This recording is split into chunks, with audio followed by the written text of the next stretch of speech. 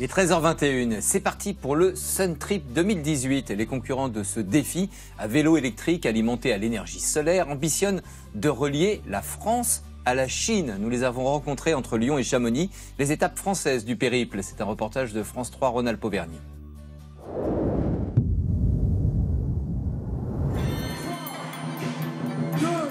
Ils sont 37, en duo ou en solo. 37 aventuriers venus d'Europe et même du Canada qui viennent de s'élancer pour un défi complètement fou, parcourir les nouvelles routes de la soie en vélo solaire et en autonomie complète.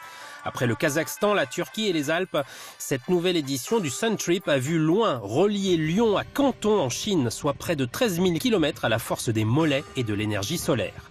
Les Tarnois Jean-Claude et Alain Viguier ont tout fait eux-mêmes. 2 ans et demi de réflexion et 2500 heures de construction plus tard, les deux frères ont réussi leur pari. Le vélo électrosolaire, par l'intermédiaire de ces 2 panneaux solaires, un de 250 watts et sur la remorque de 175 watts, il alimente les 2 batteries. Il faut qu'on soit en autonomie, c'est-à-dire qu'il faut qu'on prenne la tente, il faut qu'on prenne notre sac de couchage, il faut qu'on soit capable de se faire la nourriture, à manger, donc il faut tout le matériel.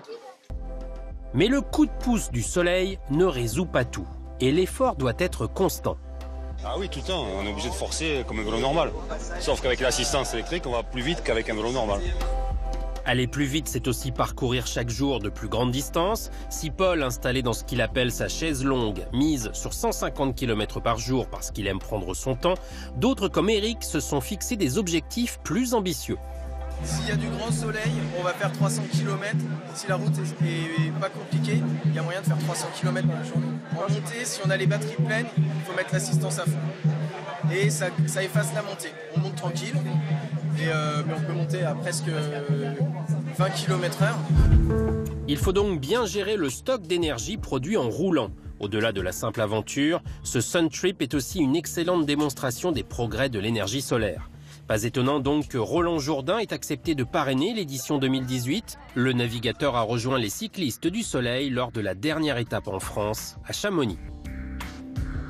Comme sur un Vendée Globe, tu retrouves la première division avec les winners qui sont à fond, on les a vus partir comme des fusées là.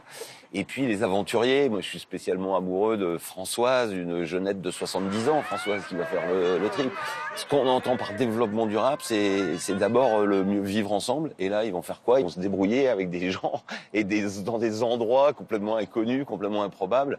Et ils vont le faire, quoi. Et je trouve ça vraiment génial. En 50 ou en 100 jours, qu'importe finalement, c'est aussi une formidable aventure humaine qui attend les participants. Derrière les montagnes, la route de la Chine s'est ouverte sous un soleil radieux. Des engins incroyables. Ouais, et donc on ne leur souhaite pas bon vent, mais bon soleil.